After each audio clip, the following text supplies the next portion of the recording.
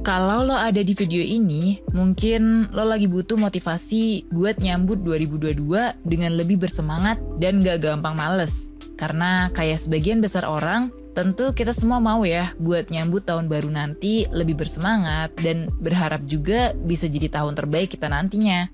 Kalau emang iya, lo ada di video yang tepat nih. Karena di video ini gue bakal bahas tentang satu konsep namanya lifelong learning atau belajar buat seumur hidup. Jadi, tonton satu video sebelum tidur ini sampai habis ya.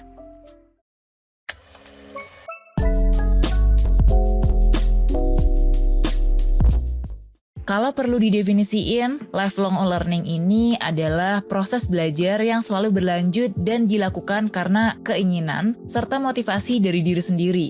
Jadi, proses belajarnya bahkan bisa berlanjut di luar sekolah ataupun perkuliahan. Ya ibaratnya gini, lo mau belajar soal dunia marketing karena ya emang lo pengen bangun bisnis lo sendiri gitu. Nah, kalau alasan lo mau belajar itu asalnya adalah dari diri sendiri, kemungkinan besar lo bakal jadi lebih semangat dan termotivasi buat ngejalaninnya. Karena ya dari diri lo, buat diri lo juga gitu. Menurut konsep lifelong learning ini juga, manusia tuh pada dasarnya emang punya keinginan yang kuat banget, bahkan buat explore, belajar, dan berkembang. Semua itu dilakuin biar kita bisa ningkatin kualitas hidup kita jadi lebih baik lagi. Selain itu, konsep ini juga ngebuat kita meningkatkan kepercayaan diri. Karena ya kita naruh perhatian pada diri kita sendiri dan tujuan yang kita punya. Nah, percaya atau enggak, lifelong learning ini bisa banget dimiliki oleh semua orang. Lo bisa tuh nerapin konsep ini nggak hanya buat sekolah ataupun kuliah, tapi buat kehidupan sehari-hari dan pengembangan diri lo juga. Nah, di sini nih gue mau ngebahas 5 cara buat ngebangun motivasi lifelong learning yang bisa lo mulai pelajari biar semangat belajar lo di tahun 2022 makin gede. Pertama, semuanya ya dimulai dari mengenali diri lo sendiri, termasuk apa yang lo sukain dan apa yang jadi tujuan lo di hidup ini. Lifelong learning di sini ini soal diri lo dan apa yang lo mau, bukan kemauan orang lain atau lingkungan di sekitar lo gitu. Kalau tujuan lo misal di karir saat ini adalah buat naik jabatan, maka apa yang lo capai idealnya mengarah ke pergerakan karir. Kalau lo udah punya gambaran apa yang lo suka dan mau lo capai gitu, lo bisa susun itu jadi goal yang lebih detail. Nah, salah satunya pakai metode namanya SMART Goals. SMART itu akronim buat penyusunan tujuan. Idealnya, tujuan yang lo susun itu perlu buat jelas dan spesifik. Bisa lo ukur keberhasilannya, bisa lo capai dan emang realistis juga gitu buat lo capai. Terus juga ada deadline waktunya. Misalnya nih, karena lo punya keinginan buat bisa nguasain 3 bahasa, lo bisa tentuin bahasa apa yang sekiranya mau lo kuasain dan bahasa apa yang mau lo mulai.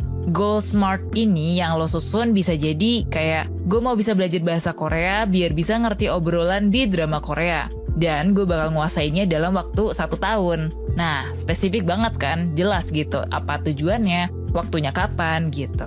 Goal yang jelas ngebantu lo jadi lebih termotivasi sama apa yang lo mau capai. Kayak punya panduan gitu, yang jelas, biar gimana caranya lo bisa mencapainya.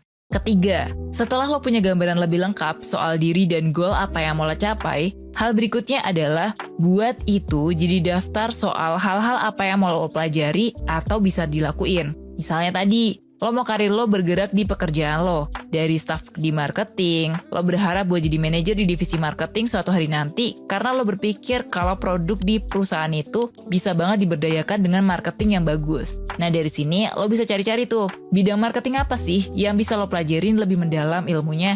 Digital marketing contohnya misal ya. Lo pelajari nih dasar-dasarnya digital marketing, penggunaan media sosial dan tools yang ada di internet buat ngebantu marketing lo. Cara mengukur performanya gimana, sampai ke kemampuan-kemampuan yang ya sekiranya bisa menunjang, semacam copywriting, pembuatan konten marketing, hingga project management. Nah, semua yang gue jelasin tadi itu bisa lo pelajarin bareng sama 1% di Bootcamp Digital Marketing tanggal 15 Januari sampai 27 Februari 2022. Bootcamp ini bakal diisi sama Kak Evan, CEO 1%, dan Kak Yoga, Direktur Postmetric. Seluruh materi dan pembelajaran yang mereka susun ini berusaha buat nyalurin konsep lifelong learning ini. Karena selain penjabaran materi dan rangkumannya, lo juga bakal dikasih tim project bareng peserta lain biar lo makin paham sama apa yang lo pelajarin. Jadi kan enak ya, sambil belajar tuh sambil praktek juga gitu. Nah, poin tip project yang gue jelasin tadi tuh sebenarnya nggak cuman lo belajar sambil praktek gitu ya. Tapi ini juga berhubungan sama poin keempat dari apa yang mau gue jelasin, yaitu lingkungan yang ngedukung perkembangan lo. Nah, waktu lo dikelilingin sama orang-orang yang mendukung lo buat belajar, proses lifelong learning ini bakal lebih menyenangkan. Dengan dikelilingin sama orang-orang yang menginspirasi lo, itu juga bikin lo jadi termotivasi kan ya. Terakhir, integrasikan pembelajaran lo ini ke kehidupan sehari-hari lo. Hal yang gue sering dengar dari mentee gue selama mentoring adalah kesulitan buat gimana sih caranya bisa belajar hal baru kalau lagi sibuk banget. Dan emang, lo bakal butuh waktu, usaha, dan refleksi buat nyusunnya. Makanya ya, coba cek lagi deh sama apa yang jadi tujuan lo di awal. Kalau lo mau belajar bahasa baru, apakah belajar 2 jam sehari itu cocok sama keseharian lo? Atau mungkin 30 menit aja dulu ya, biar lebih realistis gitu. Atau kalau lo mau belajar digital marketing sama 1%, kira-kira cocok nggak sih sama agenda kesibukan lo? Kalau lo udah paham nih, apa aja keseharian lo, aktivitas lo, agenda lo gitu sehari-hari. Nah, lo tuh bakal lebih mudah gitu untuk nyusun pembelajaran lo pakai pertimbangan jadwal itu. Karena kemungkinan besar lo buat stick sama goalnya jadi lebih gede. Dan pastinya nih, jangan lupa, kalau belajar itu juga butuh have fun. Salah satu alasan orang bisa mempraktekkan lifelong learning di kehidupan mereka itu juga karena mereka senang belajar hal itu gitu. Jadi, lo harus ingat lagi nih, kenapa menurut lo mempelajari hal itu tuh adalah aktivitas yang menyenangkan buat lo.